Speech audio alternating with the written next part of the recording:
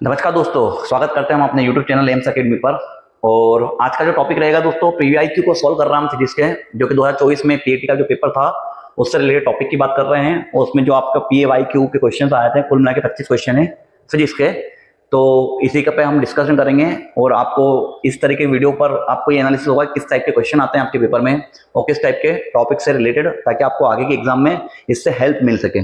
ठीक है, तो आज का जो होने वाला है टॉपिक वो आएंगे पीवाईक्यू, जो कि आपके प्रीवियस 2024 का जो क्वेश्चन पेपर आ रहा था पीएटी का, उसमें फिजिक्स से कैसे कैसे क्वेश्चन आते हैं उसके बारे में हम डिस्कस करते हैं, ताकि आपको आने वाले एग्जाम में ये हेल्पफुल कर सके। तो देखिए दोस्तों, सबसे पहले जो क्वेश्चन आया था पीवाईक्यू का, यहाँ पे लिखा हुआ है in which of the following category can be vacuum medium be placed, या निर्वात माध्यम को निम्न में किस श्रेणी में रखा जाता है। तो दोस्तों सबसे पहले तो निर्वात क्या होता है, तो निर्वात का सीधा मतलब होता है दोस्तों जहां पर हवा वगैरह कुछ भी नहीं होता है, ना हवा होता है यहाँ पर, ना किसी प्रकार का मेटल होते हैं, ना किसी प्रकार के पार्टिकल्स होते हैं। तो सबसे पहले जहां पर पार्टिकल्स वगैरह नहीं होते हैं, निर्वात का मतलब सबसे पहले क्या होता है मेरे दोस्त, तो निर्वात का मतलब होता है मेरे दोस्त जहां पर हवा नहीं होती है। क्या नहीं होती बेटा, हवा नहीं होती है, और हवा के साथ साथ में कोई भी अन्य भौतिक चीजें नहीं होती, भौतिक अवस्था नहीं होती मेरे दोस्त। तो यहाँ पर क्या है कि यहाँ पर अगर हवा नहीं होगी, अब हवा नहीं होगी या कोई भी अन्य कोई चीज नहीं होगी, तो इसका मतलब क्या हो जाएगा, वहां पर किसी प्रकार से भी इलेक्ट्रिसिटी जनरेट नहीं कर पाएंगे। तो यहाँ पर क्या था, निर्वात माध्यम किस श्रेणी में रखा गया है, तो ना ही वो डाईमैग्नेटिक है, ना ही वो फेरोमैग्नेटिक है, ना ही वो सुपरमैग्नेटिक है। डाईमैग्नेटिक वगैरह में क्या होता है, यहाँ पर किसी प्रकार से माध्यम की जरूरत होती है। तो यहाँ पर जो ऑप्शन नंबर ए रहेगा आपके पास में, वो रहेगा कि यहाँ अचुंबकीय है। अब यहाँ पर हवा नहीं होगी, वहां पर चुंबक का प्रभाव नहीं होता है, यहाँ पर किसी अन्य प्रकार की कोई भौतिक वस्तु नहीं रहेगी, तो वहां पर अन्य प्रकार की कोई भी चीजें चुंबकीय प्रभाव को नहीं देगी। तो इसका ऑप्शन नंबर रहेगा मेरा भाई नॉन मैग्नेटिक, मतलब कि अचुंबकीय पदार्थ। मतलब इसका किसमें रखा गया है, तो अचुंबकीय। और चुंबकीय ऐसे होते हैं जो पूरी तरीके से क्या करते हैं, वस्तु को क्या करते हैं, प्रतिकर्षित करते हैं, आकर्षित में प्रतिकर्षित करते हैं, तो अचुंबकीय में। चलिए दोस्तों, नेक्स्ट वाला क्वेश्चन की बात करेंगे, नेक्स्ट वाले पर देखेंगे। नेक्स्ट वाला जो आपका क्वेश्चन है, इसका नेक्स्ट क्वेश्चन जो आता है, विच of the following material is not ferromagnetic, निम्न में कौन सा पदार्थ लो चुंबकीय नहीं होता है। अब दोस्तों आपके पास में जो मैग्नेटिज्म में अगर आप पढ़ोगे तो तीन प्रकार के मैग्नेटिज्म पढ़ोगे आप लोग, एक होता है फेरोमैग्नेटिक, एक होता है पैरामैग्नेटिक, एक होता है डाईमैग्नेटिक। चलिए इसको डिस्कशन करने के पहले मैं आपको तीनों की डेफिनेशन अच्छी तरीके से बता देता हूं, तीनों के प्रकार कौन कौन से होते हैं। तो एक होता है डाईमैग्नेटिक, एक होता है पैरामैग्नेटिक, एक होता है फेरो मैग्नेटिक।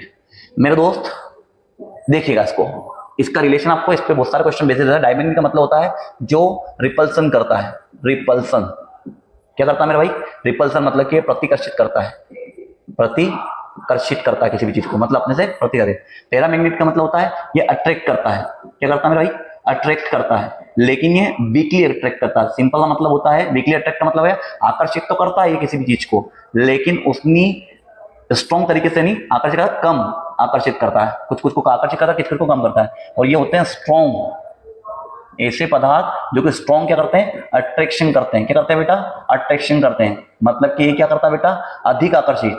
अधिक का मतलब होता है बहुत अच्छी तरीके से आकर्षित करते हैं, ये उतने भी ज्यादा नहीं आकर्षित करते हैं, अधिक आकर्षित करते हैं मेरे भाई। क्या करते हैं, अधिक आकर्षित। अब यहाँ पर अगर बात करेंगे तो ऐसे पदार्थ जो क्या करते हैं, प्रतिकर्षित करते हैं, रिपल्शन करते हैं, वो क्या कहलाते हैं, डाईमैग्नेटिक कहलाते हैं। डाईमैग्नेटिक को हम लोग बोलते हैं क्या, अचुंबकीय। क्या बोलते हैं बेटा, अनुचुंबकीय, या इसको बोलते हैं प्रतिचुंबकीय। इसको बोलते हैं बाबू क्या, तो इसको बोलते हैं प्रतिचुंबकीय। क्या बोलते हैं इंग्लिश में, हिंदी में बोलते प्रतिचुंबकीय, क्योंकि प्रतिकर्षित कर रहे हैं तो प्रतिचुंबकीय। इसके बाद ये अनुचुंबकीय, अनुचुंबकीय हिंदी में क्या बोलते हैं, इसको अनुचुंबकीय बोलते हैं। और इसको बोलते हैं हम लोग क्या, तो यहाँ पर लोह चुंबकीय होता है बेटा, ये क्या होता है, लोह चुंबकीय। ठीक है ना। अब इनकी बात करते हैं, इनके एग्जाम्पल बहुत सारा पूछे जाते हैं। सबसे पहले अगर इसके एग्जाम्पल की बात करें तो हाइड्रोजन इसका एक एग्जाम्पल हो सकता है। फिर इसके बाद में वाटर भी इसका एक एग्जाम्पल हो सकता है। सबसे इंपॉर्टेंट मर्क्यूरी भी इसका एक एग्जाम्पल है। उसके बाद में मर्क्यूरी के बाद में अगर बात करेंगे हम लोग तो कॉपर इसका एक एग्जाम्पल है। इसके बाद गोल्ड भी इसका एक एग्जाम्पल। तो ये सब चीजें क्या करते हैं, तो प्रतिकर्षित करते हैं। क्या करते हैं बेटा, प्रतिकर्षित करते हैं। ठीक है। इसके बाद अगर हम बात करेंगे अनुचुंबकीय की, तो अनुचुंबकीय में बहुत सारे ऐसा मटेरियल जो थोड़ा थोड़ा क्या करते हैं, लेते हैं, लेकिन हर चीज में नहीं देते हो। तो थोड़ा थोड़ा लेने का मतलब होता है थोड़ा थोड़ा इसको खींचते हैं। जैसे फॉर एग्जाम्पल के लिए यहाँ पर बात करें तो ऑक्सीजन आ जाएगा यहाँ पर। इसके बाद में अगर हम बात करें ऑक्सीजन के अलावा अगर हम लोग बात करें तो आर्जेनियम भी होता था यहाँ पर, एक एल्यूमिनियम भी आता है इसमें, एक प्लेटिनियम भी आता है इसमें। ठीक है ना। और अगर हम बात करेंगे किसकी, लोह चुंबकीय की, तो यहाँ पर सब आयरन, इसके बाद में आपके पास में मैग्नीज हो जाता है यहाँ पर, इसके बाद में आपके पास में फेरोमैग्नेट में आयरन आ जाता है, मैग्नीज आता है। तो ये सारे के सारे क्या कहलाते हैं, तो ये सारे के सारे कैसे स्ट्रॉन्गली अट्रैक्शन वाले होते हैं। तो यहाँ पर इसको इसकी कैटेगरी में रखा गया है। अब आपसे जो क्वेश्चन पूछा गया है मेरा भाई, निम्न में से कौन सा पदार्थ लोह चुंबकी नहीं है। लोह चुंबकी का मतलब होता है जो इसमें से लोह चुंबकी नहीं है। तो आयरन तो है इसमें निकिल भी आता है मेरा भाई, क्या आता है, निकिल भी आता है, इसमें कोबाल्ट भी आता है, क्या आता है मेरा भाई, कोबाल्ट भी आता है। तो आपको क्या बोला कि लोह चुंबकी नहीं है, इसका मतलब फेरोमैग्नेट। तो आयरन तो है, निकिल भी होता है, इसका कोबाल्ट भी होता है, लेकिन प्लेटिनम क्या है, लोह चुंबकी, या इसको बोल सकते हैं हम फेरोमैग्नेटिक नहीं है मेरे भाई। प्लेटिनम किस कैटेगरी का है, तो प्लेटिनम में भी हाल बताया मैंने आप लोगों को, प्लेटिनम किस कैटेगरी का है, तो यहाँ पर पैरामैग्नेटिक कैटेगरी का है। कैसा है, पैरामैग्नेटिक है ये, क्या है मेरा भाई, पैरामैग्नेटिक, इसलिए ये इसके हिस्से में नहीं आएगा। तो ऑप्शन नंबर सी जो हमारा है वो राइट आंसर रहेगा। ठीक है, चलिए नेक्स्ट क्वेश्चन की बात करते हैं, इसको ध्यान रखेंगे आप लोग, ठीक है ना। नेक्स्ट क्वेश्चन की बात करते हैं अगर हम लोग, चलिए नेक्स्ट क्वेश्चन की बात करते हैं इसको। तीसरा question, which of the following substance is not a paramagnetic material, निम्न में कौन सा पदार्थ चुंबकीय पदार्थ नहीं है। अभी हाल बताया मैंने आपको पैरामैग्नेटिक में कौन कौन सा था, तो पैरामैग्नेटिक में अभी मैंने बताया आपको सोडियम भी होता है, ऑक्सीजन भी होता है और एल्यूमिनियम भी होता है। ठीक है ना, क्या बताया मैंने आप लोगों को पैरामैग्नेटिक कौन कौन से, तो याद रखना आपके पास में पैरामैग्नेटिक में सोडियम भी आता है, ऑक्सीजन भी आता है और उसके बाद एल्यूमिनियम भी आता है। सिर्फ और सिर्फ क्या नहीं आता है, तो सिर्फ और सिर्फ कॉपर नहीं आएगा। क्या नहीं आएगा, कॉपर नहीं आएगा। कॉपर किस श्रेणी में आता है, तो पैरामैग्नेटिक में, इसमें क्या बोल रहा हूं आपको कि नहीं है, तो इसमें सोडियम ऑक्सीजन और उसके बाद ये भी हो सकता है, ये भी हो सकता है। तो इसमें तो कौन सा पदार्थ चुंबकीय नहीं है, तो कॉपर नहीं है, क्योंकि कॉपर का आता है मेरा भाई, कॉपर आता है मेरा भाई डाईमैग्नेटिक में, क्या आता है, डाईमैग्नेटिक में टाइम आता है। तो इसका ऑप्शन क्या है, कॉपर। कॉपर कौन सा भाई, तो ये पैरामैग्नेटिक में नहीं आता है। पैरामैग्नेटिक में सोडियम भी आता है, ऑक्सीजन भी आता है और एल्यूमिनियम, और एल्यूमिनियम के साथ में अभी बताया मैंने आपको प्लेटिनम भी होता है इसमें। ठीक है ना, तो इसमें सबसे अच्छा कौन सा, कॉपर का। कॉपर क्या कहलाता है, डाईमैग्नेटिक में आता है मेरा भाई। फिर नेक्स्ट वाले क्वेश्चन की बात करेंगे हम लोग। नेक्स्ट वाला क्वेश्चन है, which statement about the electromagnetic matter is not correct. Electromagnetic पदार्थ के बारे में कौन सा कथन सत्य नहीं है। यहाँ स्थायी चुंबक होते हैं, इसका ध्रुवीकरण होता है, इलेक्ट्रोमैग्नेटिक गुण में हमेशा ध्रुव की ओर होता है, प्रकाश का इलेक्ट्रोमैग्नेटिक तरंग होता है। अब मेरे भाई तीन क्वालिटी होती है इलेक्ट्रोमैग्नेटिक पदार्थ की, क्या होती है तीन क्वालिटी, प्रकाश के एक इलेक्ट्रोमैग्नेटिक तरंग है, ये सही है मेरा भाई, बिल्कुल सही है।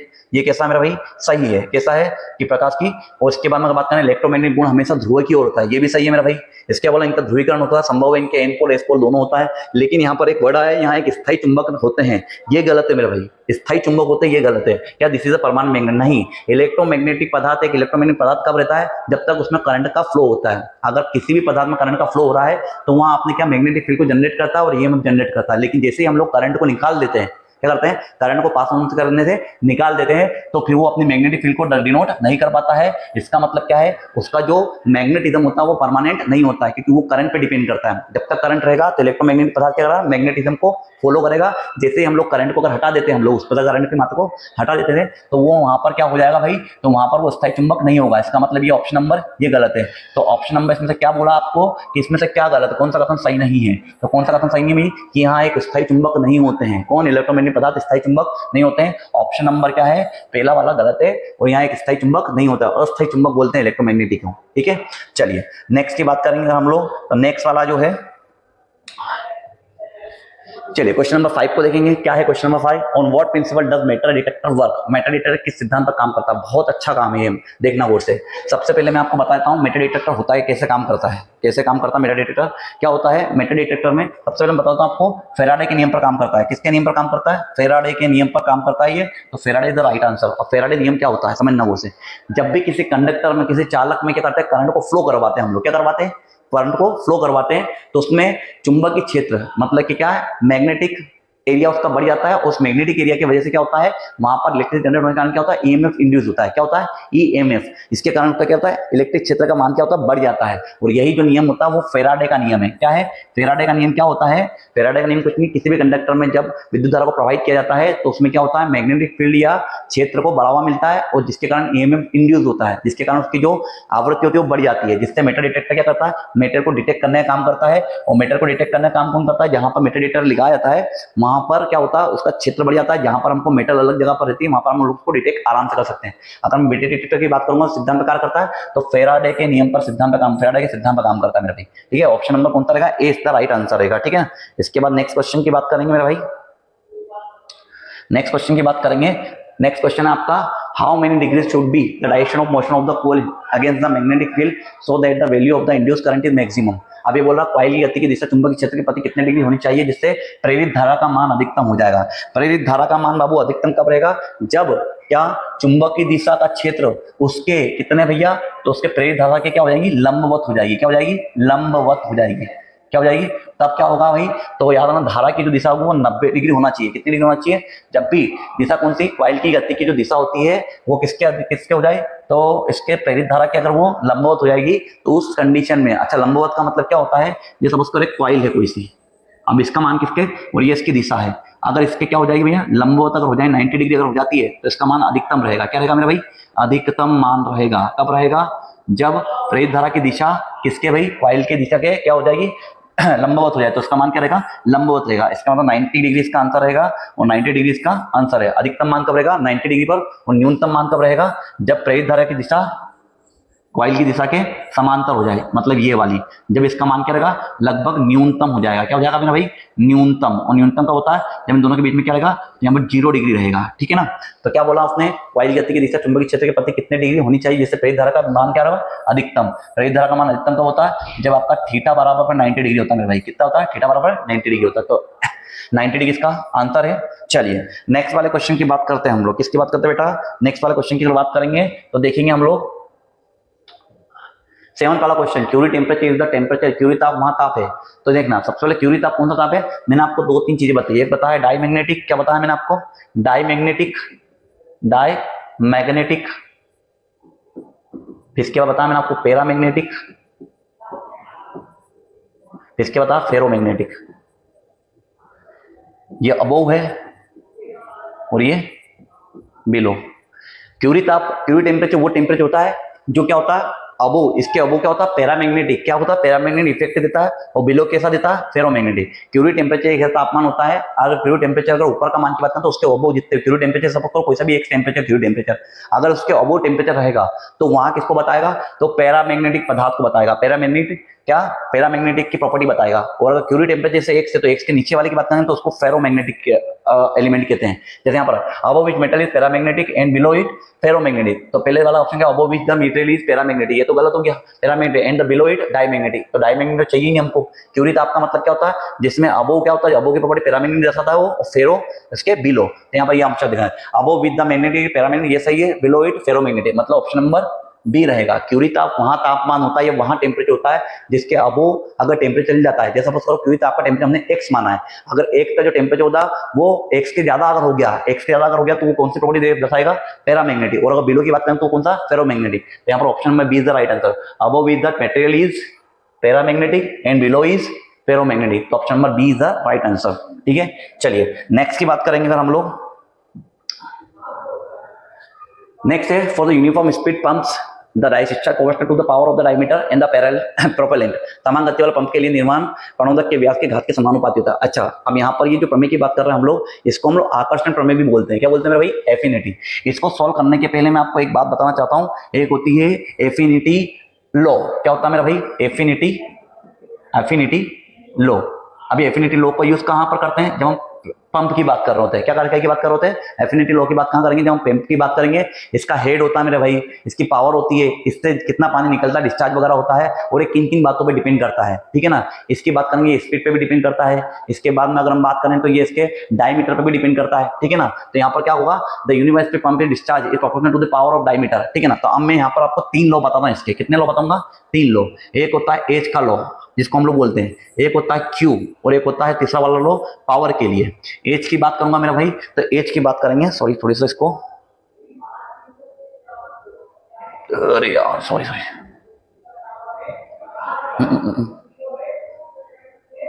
चलिए इसकी बात करेंगे। तो यहां पर अगर आप बात करेंगे, इसके लिए पेन ले लिया मैंने, तो मैं आपको बता रहा था बेटा एफिनिटी किसके संबंध में, तो पंप से संबंधित कुछ लॉज होते हैं, एफिनिटी लॉज बोलते हैं। 3 प्रकार के लॉ हैं उसके। कितने प्रकार के लॉ है मेरे भाई, 3 प्रकार के लॉज होते हैं, एफिनिटी लॉज बोलते हैं उसको। क्या बोलते हैं, एफिनिटी लॉ। अब एफिनिटी लॉ किस किसके लिए होते हैं, तो एफिनिटी लॉ जो होता है वो होता है एक तो हेड के लिए, एक होता है डिस्चार्ज के लिए, और एक होता है पावर के लिए। हेड के लिए जो लॉ होता है वो होता है लगभग लगभग कैसा। तो यहाँ पर हम लोग किसके लिए पढ़ रहे हैं, हम लोग पावर ऑफ डायमीटर। डायमीटर की याद रखना बेटा, वो स्क्वायर के बराबर होता है और एन के भी स्क्वायर के बराबर होता है। क्यू की बात करें डायरेक्टली बोल रहा हूं पावर के, डायमीटर की पावर की बात करें 3 के बराबर होता है और स्मॉल एन के बराबर होता है। पावर की बात करें तो स्मॉल, तो ये डी के कैसे पावर 5 के बराबर होता है और एन के 3 के बराबर होता है पावर। ये 3 इक्वेशन है, first equation, second equation and third equation. ये एफिनिटी लॉ के 3 इक्वेशन होती है जो कि रिलेशन बताती है किस किस में। अच्छा, हेड का मतलब होता है उस किसका, पाइप का हेड या उस मशीन का हेड। डायमीटर की बात करेंगे तो डायमीटर किसका, डिस्चार्ज डायमीटर है। एन की बात करें तो इसको स्पीड बोलते हैं, क्या बोलते हैं इसको, स्पीड बोला जाता है इनको, ठीक है ना। तो हेड की बात करेंगे, हेड और अगर मैं डायमीटर में रिलेशन की बात करूंगा तो पावर 2 के बराबर होता है। डिस्चार्ज की बात करूंगा तो कितने, पावर 3 के बराबर होता है। और अगर मैं काय की बात करूंगा, पावर की बात करूंगा तो पावर किसके बराबर, डिस्चार्ज डायमीटर कितने, तो कितने गुना होता है, 5 टाइम्स होता है। अब आपके पास क्वेश्चन पे अगर आते हैं, समान गति वाले पंपों के लिए निर्माण प्रणोदक के व्यास के घात के समान होता है। किस किस की बात करी उसने, तो डिस्चार्ज की बात करी। तो डिस्चार्ज किसके समानुपाती होता है, तो power, discharge is proportional to the power of diameter की बात कर रहा है। तो डिस्चार्ज और डायमीटर के रिलेशन की बात कर रहा है, तो डिस्चार्ज डायमीटर, तो डिस्चार्ज कहां पर आ गया, डिस्चार्ज का मतलब होता है क्यू, क्या होता है क्यू। और क्यू और डी में रिलेशन की बात करेगा तो डिस्चार्ज और पावर ऑफ डायमीटर की बात करें तो इन दोनों की बात करेगा तो ये कितने, थर्ड पावर के बराबर होगा। कितने पावर के बराबर होगा, थर्ड पावर। तो third is the right answer, इसका आंसर ये रहेगा बेटा, ठीक है ना। किस किस के रिलेशन की बात करें, डिस्चार्ज और डायमीटर की बात करो, डिस्चार्ज और डायमीटर किसमें मिल रहा है, सेकंड वाली इक्वेशन में, third is the right answer रहेगा, ठीक है ना। नेक्स्ट क्वेश्चन की बात करते हैं, इसको याद रखेंगे आप लोग ना। नेक्स्ट क्वेश्चन की बात करेंगे आप, चलिए नेक्स्ट क्वेश्चन की बात करेंगे आप लोग। तो यहाँ पर लिखा हुआ समान गति वाले पंप की शक्ति प्रणोदक व्यास के घात। अच्छा, ये तो उसी का टाइप का question, the power of the pump with the uniform speed of proportional to the power of the diameter of the propellant. अब भी हाल बताया मैंने आप लोगों इसके रिलेशन। अब भी हाल रिलेशन क्या बताया मेरा भाई, कि यहाँ पर किस किस के बीच में रिलेशन बोल रहा हूँ आपको, तो यहाँ पर बोल रहा है आपको speed of pump unit proportional to the कौन सा, पावर। पावर के लिए मैंने आपको अभी फार्मूला बताया मेरा भाई, क्या पावर के लिए, तो पावर इज डायरेक्टली प्रोपोर्शनल होती है कितनी, डायमीटर के 5th पावर और एन के स्क्वायर क्यूब के बराबर होती है ना। तो पावर और डायमीटर में रिलेशन पूछा उसने, तो पावर और डायमीटर में रिलेशन किसका है बेटा, तो यहाँ पर लिखेंगे 5th पावर का, किसके, 5th वाली पावर का। तो option number A is the right answer. क्या बोला उसने, the power of the pump with the uniform speed proportional to the, तो प्रोपोर्शनल टू दी पावर की बात कर रहा था वो, उसके रिलेशन में किसकी, डायमीटर की बात कर रहा था। पावर और डायमीटर में रिलेशन क्या होता है, उसकी 5th पावर के साथ में रहता है, 5th पावर आ जाएगी उसकी, ठीक है। चलिए नेक्स्ट की बात करेंगे हम लोग, नेक्स्ट की बात करेंगे। नेक्स्ट वाला क्वेश्चन जो है वो क्या बेटा, the head of the pump with the uniform speed is proportional to the power of the. अब ये तो बहुत इजी क्वेश्चन है। अब यहाँ पर रिलेशन किसके बारे में पूछा उसने, सबसे पहले उसने रिलेशन पूछा है head of the pump and the diameter of the proportional. तो यहाँ पर हेड और पंप में, तभी हाल बताया मैंने आप लोगों को क्या, कि एच और इन दोनों के रिलेशन में क्या होता है, तो डायमीटर इसके स्क्वायर और एन के भी स्क्वायर के बराबर होता है, इसका डायरेक्टली प्रोपोर्शनल होता है। तो हेड और डायमीटर में रिलेशन पूछा उसने, तो हेड और डायमीटर में रिलेशन कैसा बेटा, स्क्वायर का। कितनी पावर की बात कर रहे हैं वो, सेकेंड पावर की बात कर रहे हैं। तो हेड और इन दोनों की बात कर रहे हैं, head of the pump in diameter की बात कर रहे हैं। तो हेड और डायमीटर में कितने, तो सेकेंड का मतलब होता है बेटा द्वितीय पावर की बात कर रहे हैं वो, ठीक है ना। तो D is the right answer, ठीक है। मतलब तीनों के तीनों इक्वेशन पूछ ली उसने, हेड से रिलेटेड भी पूछ ली उसने, डिस्चार्ज से रिलेटेड भी पूछ ली उसने, पावर से रिलेटेड भी पूछ ली उसने, ठीक है। तो हमको 3 इक्वेशन बड़ी इंपॉर्टेंट है, एक बार और लिख देता हूँ इक्वेशन। एक बताया मैंने आपको क्यू वाला रिलेशन, तो ये किसके, तो डायरेक्टली क्वेश्चन होती है डी की पावर कितनी, 3 और एन की पावर 1। इसके पावर के मैंने आपको रिलेशन बताया, डी की पावर 5 और एन की पावर 3। तो बहुत इंपॉर्टेंट इक्वेशन है तीनों के तीनों। इन तीनों इक्वेशन को उसने पूछ लिया गया है, ठीक है ना। सबसे पहले उसने पूछा डिस्चार्ज और डायमीटर में क्या रिलेशन है, तो 3 की पावर का रिलेशन। फिर पूछ लिया तो पावर और डायमीटर में किसका रिलेशन, तो पावर 5 का रिलेशन। फिर लास्ट वाला क्वेश्चन पूछा उसने हेड और डायमीटर में किसका रिलेशन है, तो 2 पावर का रिलेशन है, ठीक है। तीनों के तीनों इक्वेशन पूछ लिया बेटा, ये तीनों इक्वेशन आपको अच्छी जगह से पता होना चाहिए, ठीक है। चलिए नेक्स्ट वाले की बात करेंगे हम लोग। नेक्स्ट वाला जो क्वेश्चन है वो क्या, the discharge Q centrifugal pump is proportional to the, तो अपकेंद्रित पंप का निर्माण क्यों निम्न में किसके समानुपाती होता है। मेरा भाई एक बात बताता हूँ आपको, आरपीएम रिवॉल्यूशन पर मिनट, मतलब कि चक्र का घूमना। चक्र का मतलब होता है उसका जो प्रोपेलेंट होता है, उसकी जो पंखुड़ी होती है, जिसको हम लोग क्या बोलते हैं, प्रोपेलेंट बोलते हैं, उसको अलग अलग प्रकार से जनरेटर बोलते हैं। तो उनकी जो पंखुड़ी होती है वो आरपीएम डिपेंड करती है। जितनी तेज घूमेगा वो 1 सेकेंड में, उतना ज्यादा डिस्चार्ज देगा। डिस्चार्ज का मतलब उतनी ज्यादा पानी फेंकेगा। आप लोगों ने देखा होगा मोटर वगैरह में, उसमें जो पंखा होता है उसका फिन्स जो होते हैं, उसके जनरेटर फिन्स होते हैं, उसकी स्पीड जितनी तेज रहेगी मेरे भाई, तो आरपीएम का मतलब क्या, तो आरपीएम आप लोग इंक्रीज कर रहे हो। जितना तेज गति रहेगा उसका उतनी तेज क्या करेगा, हवा देगा। जैसे गर्मी का दिन चल रहा है अभी, तो गर्मी के दिनों आपने देखा होगा आपके जो कूलर और पंखे होते हैं उनकी ब्लेड जितनी ज्यादा क्या रहेगी, तेजी गति से घूमेगी। और तेजी गति से घूमने का मतलब होता है रोटेशनल मूवमेंट ले रहा है, उसको हम लोग फिजिक्स की लैंग्वेज में आरपीएम कहते हैं। तो जितना तेज आरपीएम रहेगा उतनी ज्यादा क्या करेगा, हवा फेंकेगा वो, डिस्चार्ज करेगा वो, ठीक है ना। तो ध्यान रखना है, यही कॉन्सेप्ट इस क्वेश्चन में भी अप्लाई होता है। ये बोला था डिस्चार्ज, डिस्चार्ज का मतलब कोई चीज को देना, the discharge of the centrifugal pump is proportional to the. तो ध्यान रखना डिस्चार्ज किसी का भी किस पे डिपेंड करता है? तो डिस्चार्ज डायरेक्टली प्रोपोर्शनल होता है आरपीएम पर, रिवॉल्यूशन पर मिनट। इसका मतलब ये होता है घूमने की क्षमता बोलते हैं उसको, क्या बोलते हैं? घूमने की क्षमता। तो क्यू डायरेक्टली होना आरपीएम। तो फर्स्ट पावर, पावर का मतलब आरपीएम की पावर कुछ भी मतलब कि एक पावर है, तो इसको बोल देगा first power of RPM speed. ये आपका ऑप्शन नंबर कौन सा मेरा भाई? तो option number A is the right answer. क्या बोला मैंने एक बार? वो डिस्चार्ज जो होता है वो आरपीएम पे डिपेंड करता है, डायरेक्टली प्रोपोर्शनल होता है आरपीएम के, और आरपीएम की पावर सिंगल होना चाहिए ना। कभी कभी क्या होता है इसमें पावर 1 2 3, तो इनवर्सली 1 सेकंड वाला भी होता है, ऐसा कुछ नहीं है ना। तो आपको जाना डिस्चार्ज जो होता है वो डायरेक्टली प्रोपोर्शनल होता है किसके? आरपीएम के। जितना ज्यादा डिस्चार्ज देना उतना ज्यादा आरपीएम आपको बढ़ाना पड़ेगा, ठीक है ना। हार्स पावर की जो मशीन होती है वो करती कुछ नहीं एक्चुअल में, वो क्या करती है? आरपीएम को ज्यादा जनरेट कर देती है। तो क्या होगा इसका आंसर? तो first power of RPM speed इसका राइट आंसर रहेगा। चलिए नेक्स्ट क्वेश्चन की बात करेंगे मेरे भाई। सेकेंड 12th वाला क्वेश्चन क्या बोल रहा है? जब जल when the water enters a narrow pipe from the white pipe what is the change in the water pressure. बहुत इजी क्वेश्चन। जब जल चौड़े पाइप से संकरे पाइप में प्रवेश करता है तो जल के दाब में क्या परिवर्तन होता है? तो दाब उसका बढ़ जाता है। आपने क्या करा होगा? खेल खेला होगा कभी कभी आपने पाइप से पानी, किसमें गार्डनिंग वगैरह करते समय या हम पानी भरते समय क्या करते हैं? पाइप को पकड़ते हैं। सिंपल सा पाइप जब हम पकड़ रखते हैं तो उसको हम लोग डिस्चार्ज क्या होता है? कम होता है, मतलब उसका प्रेशर क्या होता है? ईजी रहता है। लेकिन अगर हम पाइप को, अगर आपने देखा हो उस पाइप को अगर हमने चबल दिया, थोड़ा सा प्रेस कर दिया, तो क्या होता है? वही कोई पाइप का प्रेशर बढ़ जाता है और आपको पानी दूर तक फेंकने लग जाता है। तो बस उसी सिद्धांत में काम करता है। ये पूरा सिद्धांत को प्रतिपादित करने में बर्नौली ने एक इक्वेशन दी थी जिसको बर्नौली इक्वेशन कहते हैं। तो उन्होंने ये बताया है कि चौड़ा मतलब संकरा, चौड़ा पाइप होता है वो संकरा पाइप है। जो चौड़े पाइप से लेकर संकरा पाइप में जाती है, पतले पाइप में जाती है, तो उसका डिस्चार्ज क्या होता है? बढ़ जाता है। और डिस्चार्ज बढ़ने का मतलब उसका प्रेशर भी बढ़ जाता है। तो यहाँ पर क्या है? जब जल चौड़े पाइप से संकरे पाइप में, क्या बोल रहा है आप लोगों को? जब जल चौड़े पाइप से संकरे पाइप में जा रहा है, किसमें जा रहा है? तब उस पूरा ये वाला पाइप और एक ये वाला, अगर वाटर अगर इसमें से जा रहा है, इसमें से इस टाइप से इसमें से जा रहा है, तो इसका मतलब क्या हो जाएगा मेरे भाई? तो यहाँ पर आपका जो पानी का डिस्चार्ज होगा वो क्या रहेगा मेरा भाई? तो ये एक तो डिस्चार्ज बढ़ जाएगा आपका, क्या बढ़ जाएगा? पानी का जो डिस्चार्ज होगा, डिस्चार्ज मतलब क्यू, ये भी आपका बढ़ जाएगा। साथ साथ में डिस्चार्ज अगर बढ़ेगा तो प्रेशर भी आपका बढ़ जाएगा। तो यहाँ पर इसी की बात कर रही है क्या? जब चौड़े पाइप से संकरे पाइप में प्रवेश करता है, चौड़े पाइप से संकरे पाइप में प्रवेश करता है, तो क्या करता है भैया? जल का दाब में क्या परिवर्तन होता है? जल का दाब, दाब का मतलब प्रेशर होता है बेटा। जल का दाब क्या होता है बेटा? इंक्रीज होगा, बढ़ेगा। क्या होगा? बढ़ेगा मेरे भाई। तो option number A is the increase is the answer रहेगा। बर्नौली इक्वेशन का कॉन्सेप्ट है ये पूरा। चलिए नेक्स्ट क्वेश्चन की बात करेंगे हम लोग। चलते छोड़ भाई, ये तो हो गया भाई साहब। नेक्स्ट क्वेश्चन की बात करें, विच of the following thermometer scale is called the absolute temperature scale. निम्न में किस तापमापी पैमाने को परम ताप पैमाना कहा जाता है? अच्छा, इस क्वेश्चन में क्या है मेरा भाई? इसमें थोड़ा सा कंफ्यूज है बच्चों को, ठीक है ना। इसमें ऑप्शन की बात करेंगे हम लोग, तो परम ताप पैमाना जो होता है वैसे तो वो केल्विन होता है। क्या होता है मेरा भाई? केल्विन होता है। क्या होता है? केल्विन, है ना। लेकिन इसका जो आंसर रहता है वो पिछली बार में बनाया गया था, क्या? र्यूमर बताया गया था ना। लेकिन अगर हम इसमें थोड़ा डिस्कशन था तो ये केल्विन आंसर है इसका। अगर आप भी केल्विन की बात करेंगे तो परम ताप पैमाना किसको कहा जाता है? तो एब्सोल्यूट टेम्परेचर अगर बात करेंगे तो केल्विन को कहा जाता है। किसको कहा जाता है? केल्विन को कहा जाता है। लेकिन इसमें आंसर जो देखा था वो ह्यूमर देखा था, लेकिन आपको ये थोड़ा सा देख लेना आप लोग, ठीक है। तो इसका जो मेन जो एग्जाम मतलब जो बोर्ड ने माना था वो बनाना था केल्विन बताया था। तो kelvin is the right answer, ठीक है ना। लेकिन क्या होता पेटी एग्जाम वालों ने जब एग्जाम दिया था तो उसको ह्यूमर बताया था, लेकिन इसको आपको केल्विन लगाना है मेरे भाई। क्या लगाना? केल्विन। एब्सोल्यूट टेम्परेचर की बात करें, एब्सोल्यूट टेम्परेचर स्केल जो होती है वो केल्विन होती है, ना कि ह्यूमर होती है, ठीक है ना। चलिए नेक्स्ट की बात करते हैं अगर हम लोग। नेक्स्ट वाला क्वेश्चन 14 वाला क्वेश्चन है, which thermometer works on the Seebeck principle. तो कौन सा थर्मोमीटर सीबेक सिद्धांत पर काम करता है? सबसे पहले तो आप लोगों को ये पता होना चाहिए सीबेक इफेक्ट, सीबेक प्रभाव होता क्या है, ठीक है ना। बिल्कुल आसान भाषा में अगर मैं आपको बताऊं, सीबेक प्रभाव का मतलब, जब दो अलग अलग कंडक्टर को, अलग अलग मतलब क्या है? दो अलग अलग टाइप के मटेरियल के कंडक्टर को आपस में जोड़ा जाता है। अगर उसका एक साइड में कम तापमान हो और दूसरा साइड में ज्यादा तापमान हो तो ऑटोमेटिकली उसमें वोल्टेज क्या हो जाता है बेटा? वोल्टेज उसमें आने लग जाता है ऑटोमेटिकली, किसी भी चीज को करंट दिए बिना। एक बार समझे, अलग अलग जो कंडक्टर होते हैं, अलग अलग कंडक्टर को जो आपस में जोड़ा जाता है, तो अगर उसके एक हिस्से को क्या करा जाए हमारे पास में ठंडा रखा जाए, उसका तापमान थोड़ा सा कम है, दूसरे हिस्से का तापमान थोड़ा सा ज्यादा है, तो ऑटोमेटिकली अपने आप उसमें क्या करने लग जाता है बेटा? विभव उत्पन्न होने, वोल्टेज उत्पन्न होने लग जाता है। इस चीज को बोलते हैं सीबेक सिद्धांत। क्या बोलते हैं? सीबेक सिद्धांत, सीबेक इफेक्ट कहते हैं इसको। अब ये बोला कौन सा तापमान में सीबेक सिद्धांत पर काम करता है? तो मेरा भाई थर्मोकपल थर्मोमीटर, कौन सा? थर्मोकपल थर्मोमीटर सीबेक इफेक्ट पर वर्क करता है मेरे भाई। किस पर करता है?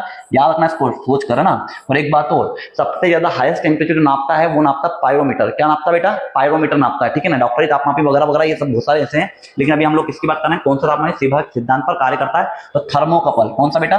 थर्मोकपल, है ना। सीबेक इफेक्ट क्या बोलते हैं? कभी भी अगर सीबेक इफेक्ट आपसे पूछा है, सीबेक प्रभाव पूछा है, तो क्या है? कुछ नहीं करेंगे, जब दो अलग अलग कंडक्टर को आपस में जोड़ा जाता है, जिसका एक सिरे पर तापमान कम और दूसरे सिरे पर तापमान अगर अधिक रखा जाए, तो उसमें अपने आप ऑटोमेटिकली क्या करता है भैया? विभव उत्पन्न हो जाता है, और ये विभव, ये पूरा प्रभाव क्या कहलाता है? सीबेक इफेक्ट कहलाता है, ठीक है मेरे भाई।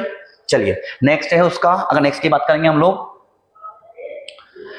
ये बोला हो गया the theory good observer are the good emits of energy, अच्छा उत्सर्जक के ऊर्जा के अच्छे उत्सर्जक होते हैं। इसका सबसे अच्छा एग्जांपल आपका सबसे अच्छा एग्जांपल इसके कौन से, अपने जितने भी अपने जो डेजर्ट होते हैं, डेजर्ट वगैरह, वो सबसे अच्छे क्या होते हैं भैया, उत्सर्जक भी होता है, सबसे अच्छे उत्सर्जक भी होते हैं। डेजर्ट मतलब कि अपने रेगिस्तान, है ना। ये सबसे पहले किसने बताया था, तो ये बताया था किरचॉफ ने। किरचॉफ के नियम के अनुसार क्या होता है, किसी भी कंडक्टर का जो अच्छा उत्सर्जक, ये बताया था किरचॉफ ने। किसने बताया था कि जितने भी अच्छा उत्सर्जक होते हैं वो अच्छे उत्सर्जक भी होते हैं, ठीक है ना। अगर इसका एग्जाम्पल पूछा आप लोगों तो डेजर्ट जितने भी हैं, जितने भी डेजर्ट है वो सबके सब क्या है बेटा, इसी एग्जांपल में आता रेगिस्तान की बात कर रहा हूं मैं। किसकी बात कर रहा हूं, रेगिस्तान की बात कर रहा हूं, ठीक है ना। और ये बताया कितना था, तो किरचॉफ नियम के अनुसार पता चला कि जितने भी अच्छे उत्सर्जक होते हैं वो अच्छे उत्सर्जक भी होते हैं, ठीक है। चलिए नेक्स्ट की बात करेंगे हम लोग।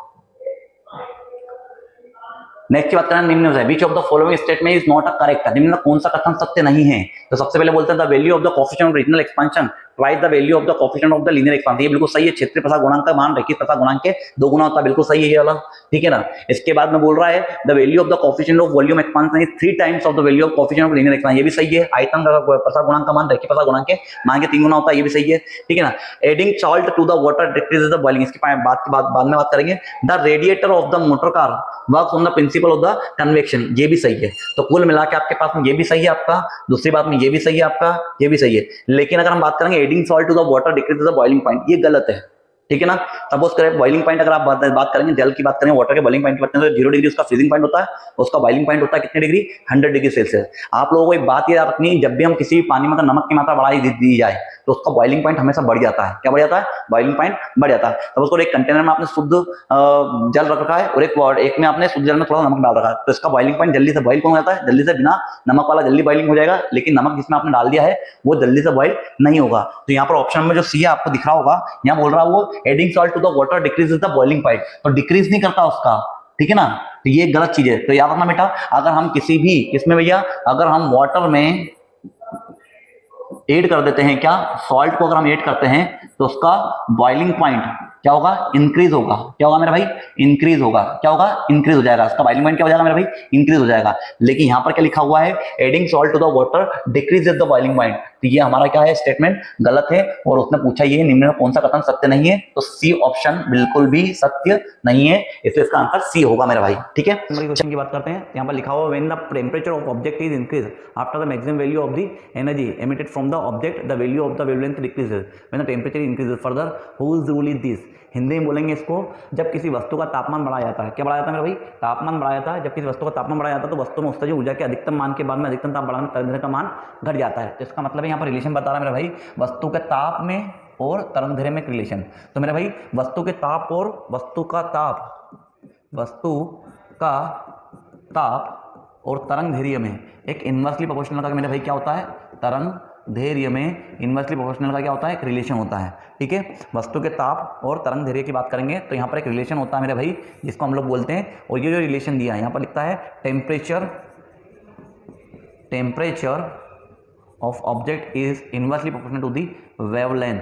क्या होता है मेरा भाई, ये रिलेशन होता है। और जो रिलेशन दिया था तो ये एक व्यक्ति थे, एक साइंटिस्ट थे, वीन्स नामक एक व्यक्ति थे। तो वीन्स का रूल होता है ये, और वीन्स रूल के अकॉर्डिंग ये एक रिलेशन दिया गया था। जब जब किसी वस्तु का तापमान बढ़ाया जाता है या किसी भी ऑब्जेक्ट का टेम्परेचर को हम लोग इंक्रीज करते हैं तो उसकी वेवलेंथ होती है उतनी ही डिक्रीज हो जाती है। और ये रिलेशन किसने दिया था मेरे भाई, तो ये दिया था वीन्स नामक एक व्यक्ति ने, ठीक है ना।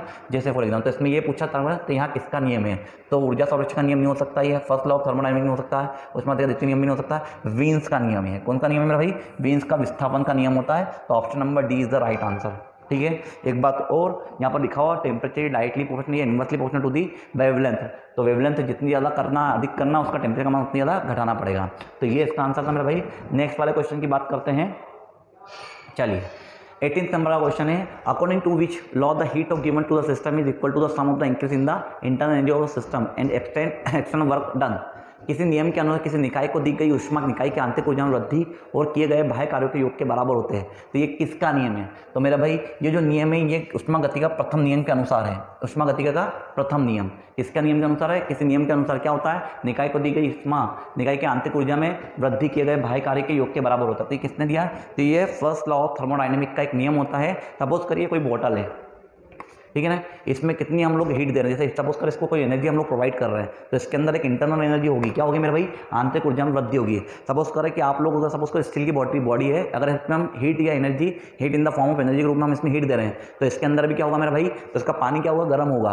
और ये जो नियम कहता है वो क्या कहलाता है, ऊष्मागतिकी का प्रथम नियम। क्या कहलाता है मेरा भाई, ये नियम किसने दिया, ऊष्मागतिकी का प्रथम नियम किसने दिया है, तो याद रखो न्यूटन के ऊष्मागतिकी का प्रथम नियम। तो इसका ऑप्शन क्या रहेगा मेरा भाई, तो option number B is the right answer. ठीक है ना। जब भी किसी बॉटल में अगर हम लोग सपोज करें कोई बॉटल है, इसके अंदर कोई लिक्विड है, सपोज करें ये लिक्विड है मेरा भाई, और अगर हम इसको किसी सोर्सेज से क्या कर रहा है मेरा भाई, इसको किसी सोर्स से हम लोग हीट दे रहे हैं तो इसके अंदर क्या होगा मेरा भाई, मॉलिक्यूल क्या होंगे, इसमें भी उबला होगा, बॉइलिंग होगा पानी, तो इसके अंदर एक इंटरनल एनर्जी होगी मेरा भाई, क्या होगी, इंटरनल एनर्जी होगी मेरा भाई। और ये इंटरनल एनर्जी क्या होगी मेरा भाई, जो आपने गिवन हीट दी है, तो यहाँ पर क्या गिवन हीट या गिवन एनर्जी, तो इसका मतलब क्या, जो भी एनर्जी, जितने ज़्यादा आप एनर्जी दोगे इसमें उतनी ज़्यादा इंटरनल एनर्जी बढ़ेगी इसकी। तो इसका नियम ये है, किसी निकाय को दी गई ऊष्मा निकाय के आंतरिक ऊर्जा में वृद्धि, तो आंतरिक ऊर्जा मैंने इंटरनल एनर्जी में जो भी आपका इंक्रीमेंट हुआ है वो इस गिवन एनर्जी पर डिपेंड करेगा। ठीक है ना। और ये नियम किसका है, तो ये नियम है फर्स्ट लॉ ऑफ थर्मोडाइनमिक का। ठीक है ना।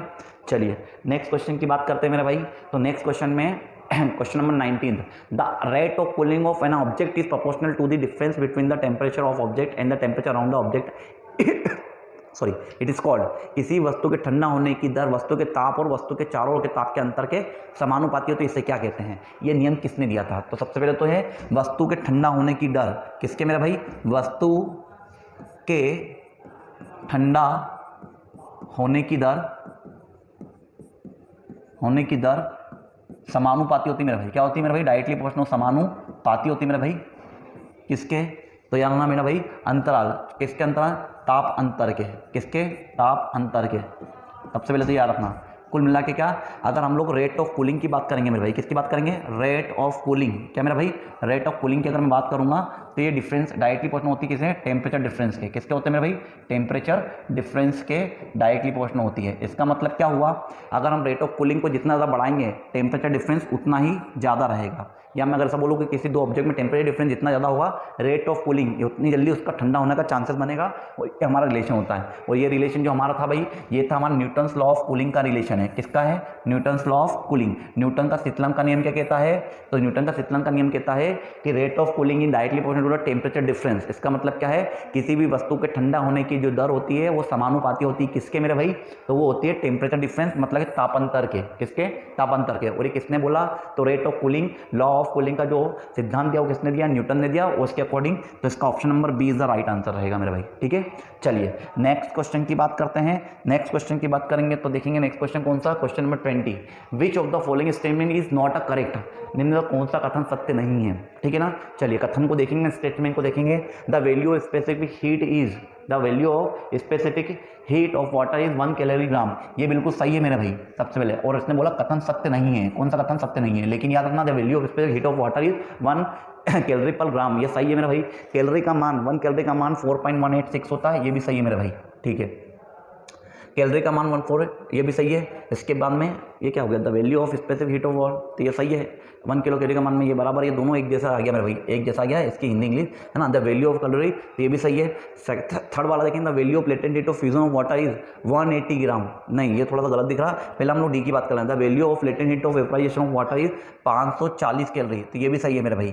लेकिन ध्यान रखना है, बोल रहा है the value of latent heat of fusion of water, तो latent heat of fusion of water जो होता है मेरे भाई वाटर का, वो 180 नहीं होता मेरे भाई, सबसे पहले तो ध्यान रखना, ये गलत है। तो 180 नहीं होता तो कितना होता है, the value of latent heat of fusion of water, तो latent heat of water is 80, कितनी मेरा भाई, 80 होता है मेरा भाई। कितना होता है मेरा भाई, 80 होता है, 80 कैलोरी पर ग्राम होता है मेरा भाई, 80 कैलोरी पर ग्राम। तो इसका मतलब क्या था, value of latent heat of fusion of water is 180 calorie is not a right answer, मतलब कि ये कथन सत्य नहीं है। तो इसका मतलब क्या मेरा भाई, तो ये वाला ऑप्शन नंबर कौन सा, सी इज द राइट आंसर, क्योंकि कथन सत्य नहीं पूछ रहा है, तो कथन सत्य कौन सा नहीं है, ये वाला, क्योंकि the latent value of heat of fusion of water is 80 होता है। कितना होता है मेरा भाई, 80 होता है। कितना होता है मेरा भाई, इस जगह पर 80 कैलोरी पर ग्राम होता है मेरा भाई। ठीक है ना। तो इसका आंसर कौन सा है मेरा भाई, कौन सा कथन सत्य नहीं है, तो ये वाला, जल के गलन की गुप्त ऊष्मा का मान 180 नहीं होता है, कितना होता है मेरा भाई, तो 80 होता है। कितना होता है मेरा भाई, 80 होता है। तो ये एकदम गलत है और हमको गलत कथन को बताना था, तो ये वाला answer option number C is the right answer मेरा भाई। ठीक है। चलिए नेक्स्ट की बात करेंगे हम लोग। नेक्स्ट की बात करेंगे, नेक्स्ट क्वेश्चन है आपका 21, what condition must be satisfied for work to be done on an object, किसी वस्तु को कार्य करने की कौन सी शर्त पूरी होनी चाहिए सबसे पहले, ठीक है ना। चलिए मैं आपको थोड़ा कार्य का मतलब बताता हूँ। कार्य का सीधा सा मतलब होता है मेरा भाई, जब भी किसी ऑब्जेक्ट पर फोर्स लगाया जाता है, कोई भी ऑब्जेक्ट पर कौन सा, किसी भी ऑब्जेक्ट पर फोर्स अप्लाई किया जाता है, तो ऑब्जेक्ट की जो भैया डिस्प्लेसमेंट होता है उसमें क्या होता है, फोर्स, किसी भी ऑब्जेक्ट जब हम फोर्स लगाते हैं तो उस फोर्स के अनुरूप क्या होता है मेरा भाई, तो चीज़ें डिस्प्लेस होने लग जाती है, अपनी जगह से थोड़ी सी विस्थापित हो जाती है। और ये जो कॉन्सेप्ट होता है इसको हम लोग कार्य कहते हैं। तो कार्य क्या होता है, किसी भी ऑब्जेक्ट पे जब हम लोग फोर्स लगाते हैं तो वहाँ अपने स्थान से थोड़ा सा क्या करता है, खसक जाता है या डिस्प्लेस हो जाता है, इसी को हम कार्य कहते हैं। अब याद रखना इसकी एक कंडीशन, सपोज करा कोई सा ऑब्जेक्ट है, क्या है मेरा भाई, कोई सा ऑब्जेक्ट है, सपोज कर ये ऑब्जेक्ट है, यहाँ से हमने इस पर फोर्स अप्लाई किया मेरा भाई, क्या अप्लाई किया, तो फोर्स जिस डायरेक्शन में दिया मेरा भाई, तो यार ना इसका जो ये खसके हुई बॉडी जो रहेगी, ये सपोज करें यहाँ पर सामने खसके बॉडी, जो बॉडी की जो दिशा रहेगी मेरा भाई, इसकी डायरेक्शन है वो इसी दिशा में होना चाहिए। जिस दिशा में आपने फोर्स अप्लाई करवाया मेरा भाई, तो बॉडी का जो डिस्प्लेसमेंट होगा वो इसी दिशा में होगा। तो डिस्प्लेसमेंट किस में, तो डिस्प्लेसमेंट कहाँ पर होगा, विस्थापन भी कहाँ पर होगी वो, तो यार ना उसी दिशा में ही डिस्प्लेस होगी। किस दिशा में डिस्प्लेस होगी, जिस दिशा में आपने फोर्स लगाया। तो फोर्स और डिस्प्लेसमेंट की डायरेक्शन, दोनों की डायरेक्शन क्या रहेगी, सेम होनी चाहिए मेरे भाई। सबसे बड़ी वर्क का सबसे बड़ी कंडीशन यही होती है, ठीक है ना। वर्क जो होता है मेरे भाई वो क्या होता है, तो फोर्स इंटू डिस्प्लेसमेंट होता है मेरे भाई वर्क का मतलब, ठीक है ना। इसके लिए सबसे इंपॉर्टेंट चीज़ है कि वर्क क्या होता है, फोर्स इंटू डिस्प्लेसमेंट होता है। उसके लिए सबसे बड़ी कंडीशन क्या होती है कि जहाँ पर बॉडी को जिस फोर्स में, जिस डायरेक्शन में फोर्स लगाया गया है, उसी डायरेक्शन में वो क्या होना चाहिए, डिस्प्लेस होना चाहिए, ये कंडीशन होना चाहिए मेरे भाई। अभी बोला किसी वस्तु पर कार्य करने के लिए कौन सी शर्त पूरी होना चाहिए भाई, वस्तु विरामावस्था होना चाहिए, ये तो गलत है मेरा भाई, ठीक है ना। इसके बाद the object must B experience change in the position, वस्तु किसी बदलाव का अनुभव होना चाहिए, ये भी गलत है। इसके बाद में अगर हम बात करें वस्तु को बल की दिशा, इसकी मेरा भाई वस्तु की बल की दिशा विस्थापित किया जाना चाहिए, तो ये भी वस्तु के तापमान परिवर्तन का अनुभव, तो ये तो किसी का मतलब का नहीं है। तो यहाँ पर लिखा the object must be displace in the direction of the force, ये आपका option number C is the right answer. क्या मेरा भाई, C is the right answer रहेगा कि भाई साहब क्या बोल रहा है, the object must be displace in the direction of force. अभी बताया मैंने आपको, फोर्स की डायरेक्शन में ही डिस्प्लेसमेंट होना चाहिए, तो डिस्प्लेसमेंट और फोर्स क्या होना चाहिए, सेम डायरेक्शन होना चाहिए मेरे भाई। तो यहाँ पर लिखा हुआ the object must be displace in the direction of the force, तो option number C is the right answer. बोल मेरा भाई समझ में आया कि नहीं आया, ठीक है। चलिए नेक्स्ट की बात करेंगे अगर हम लोग, तो नेक्स्ट पे चलते हैं। क्वेश्चन नंबर 22 की बात करें, which material typical has larger value of Young's modulus, है ना, किस मटेरियल में आमतौर पर यंग मॉड्यूलस को नापा जाता है। अब मेरे भाई एक बात बता देता हूँ आप लोगों को, यंग्स मॉड्यूलस डिपेंड करता है किसी पदार्थ की बात करें, यंग मॉड्यूलस किस पर डिपेंड करता है, तो उनके बीच में जो एटम्स होते हैं उनके बीच में अट्रैक्शन फोर्स कितना है, या उनके बीच में कितनी कम डिस्टेंस होती है। तो आप लोगों को पता है अवस्था होती है 3 प्रकार की, ठोस, द्रव, गैस, सॉलिड, लिक्विड गैस होता है। तो सॉलिड में काई में मेरा भाई, सॉलिड में क्या होता है, जो मॉलिक्यूल्स होते हैं, एटम्स तो बहुत पास पास होते हैं और एक दूसरे को क्या करते हैं, एटम्स को अट्रैक्ट करते हैं। तो अट्रैक्शन जिस भी पदार्थ में, जिस ऑब्जेक्ट में या जिस भी मेटल में क्या होगा, अच्छा अट्रैक्ट करने का, अट्रैक्ट का मतलब होता है मॉलिक्यूल के बीच में जो अट्रैक्शन सबसे ज़्यादा जो होता है मेरे भाई वो काई में होता है, तो वो होता है मेरे भाई मेटल्स में। काई में होता है, मेटल्स में। तो यार ना यंग मॉड्यूलस जो है क्या है मेरा भाई, यंग मॉड्यूलस डिपेंड करता है किस पे भैया, यंग मॉड्यूलस क्या बेटा, ये डिपेंड करता है किसमें, मॉड्यूलस डिपेंड करता है मेरा डायरेक्टली प्रोपोर्शनल होता है किसके मेरे भाई, तो ध्यान रखना अट्रैक्शन बिटवीन, क्या मेरा भाई, अट्रैक्शन बिटवीन किसमें, एटम, ये डायरेक्टली बोलना। तो अट्रैक्शन बिटवीन एटम जितना ज़्यादा अधिक रहेगा, यंग मॉड्यूलस उसी वस्तु का उतना ज़्यादा रहेगा। और आपने एक बेसिक चीज़ बताया रखी, बेसिक चीज़ बताता हूँ बेटा मैं आप लोगों को कि अट्रैक्शन जो होता है एटम के बीच में सबसे ज़्यादा कायम होता है मेटल में होता है मेरा भाई, कायम होता है। तो अट्रैक्शन बिटवीन एटम सबसे ज़्यादा क्या है, लार्ज जो होता है मेरे भाई, क्या होता है, लार्ज जो होता है मेरे भाई वो कायम में होता है, तो मेटल में होता है मेरे भाई, कायम होता है मेटल में, कायम होता है मेटल में। तो सबसे पहले मैंने आपको क्या बताया है, सबसे पहले बताया यंग मॉड्यूलस जो डायरेक्टली प्रोपोर्शनल होता है किसमें बेटा, अट्रैक्शन बिटवीन एटम्स में। और एटम्स में क्या होगा मेरा भाई, तो लार्ज मेटल में सबसे ज़्यादा कायम होता है, लार्ज होता है मेटल में। यहाँ पर लिखा है कि इस मटेरियल में आमतौर पर यंग मॉड्यूलस का मान अधिकतम होगा। तो मैंने ये बताया आपको यंग मॉड्यूलस का मान कायम अधिक होगा जिसमें अट्रैक्शन बिटवीन एटम सबसे अधिक होगा। तो मैंने बताया अट्रैक्शन बिटवीन एटम कायम होता है मेटल में, तो यहाँ पर ऑलरेडी कम है, तो metal is the right answer है भाई, काई में metal is the right answer. Gases में तो इतना अट्रैक्शन होता नहीं है, नॉन ऑफ दिस, इसका मतलब कोई मतलब नहीं, अलॉय में इतना नहीं होता, तो metal is the right answer बेटा, ठीक है। तो धातु में सबसे ज़्यादा क्या होता है भैया, यंग मॉड्यूलस मापांक सबसे अधिक होता है, ठीक है मेरा भाई। नेक्स्ट की बात करेंगे मेरा भाई, चलिए। When is the motion of simple pendulum considered approximately simple harmonic motion, एक साधारण लोक की गति को लगभग सरल आवर्ती गति कब मान लिया जाता है, जब थीटा बराबर थीटा हो जाए मेरा भाई, क्या हो जाए मेरा भाई, थीटा बराबर पे थीटा हो जाता है, तब हम लोग क्या मान लेते हैं, सरल लोक की गति आवर्त गति के बराबर हो जाती है। और ये कब होता है, थीटा बराबर थीटा कब होता है, जब छोटे कोणीय समविस्थापन के लिए, किसके लिए होता है मेरा भाई, छोटे कोणीय विस्थापन के लिए, किसके लिए मेरा भाई, थीटा का मान थीटा कब हो जाता है, तो छोटे कोणीय विस्थापन के लिए, किसके लिए मेरे भाई, तो ध्यान रखना। सबसे पहले तो क्या हुआ मेरा भाई, तो एक साधारण लोलक की गति को लगभग सरल आवर्त की गति कब बनाया, कुल मिला के सरल लोलक की गति लगभग सरल आवर्त के बराबर कब हो जाती है, जब थीटा बराबर पे थीटा हो जाता है मेरा भाई। और थीटा बराबर थीटा का मान थीटा कब हो जाता है मेरा भाई, जब छोटे कोणीय विस्थापन के लिए, किसके लिए, छोटे कोणीय विस्थापन के लिए मेरे भाई। अब यहाँ पर क्या बोला गया है, तो यहाँ पर लिखा बड़े कोणीय विस्थापन के लिए, नहीं ये गलत है, छोटे कोणीय विस्थापन के लिए। तो option number B is the right answer होता है मेरा भाई, ये तो कोई गलत है। तो कब होगा मेरा भाई, सरल लोलक की गति लगभग सरल आवर्त की गति कब मान लिया जाता है, छोटे कोणीय विस्थापन के लिए। तो question number B is the right answer मेरे भाई। ठीक है, चलिए नेक्स्ट की बात करेंगे मेरे भाई। चलिए यहाँ पर 23 क्वेश्चन है मेरे भाई, 23 के 23 क्वेश्चन, 2 क्वेश्चन कहीं मिस प्रिंट हो गए मेरे भाई। तो 23 के क्वेश्चन मैंने प्रीवियस ईयर करवा चुके हैं। आई होप ऐसे आशा करता हूँ कि इन क्वेश्चन से आपको कहीं ना कहीं किसी न किसी प्रकार से मदद मिलेगी, और हो सकता है कि इन क्वेश्चन से आपको एक अपना स्टैंडर्ड या अपना एक लेवल कंसिडर करने के लिए आसान हो जाए आपके लिए। तो ठीक है मेरे दोस्तों, ये 23 के 23 क्वेश्चन आप लोग देखिएगा, आराम देखिएगा, और उनसे आकलन लगाना कि हम लोग किस, हमारी जो प्रिपरेशन की डायरेक्शन है वो सही चल पा रही है या नहीं चल पा रही है। ठीक है, तो आज तक के लिए इतना बहुत है दोस्तों। वीडियो को सब्सक्राइब करो, देखो, और ज़्यादा वीडियो को लोगों तक शेयर करो। Thank you so much.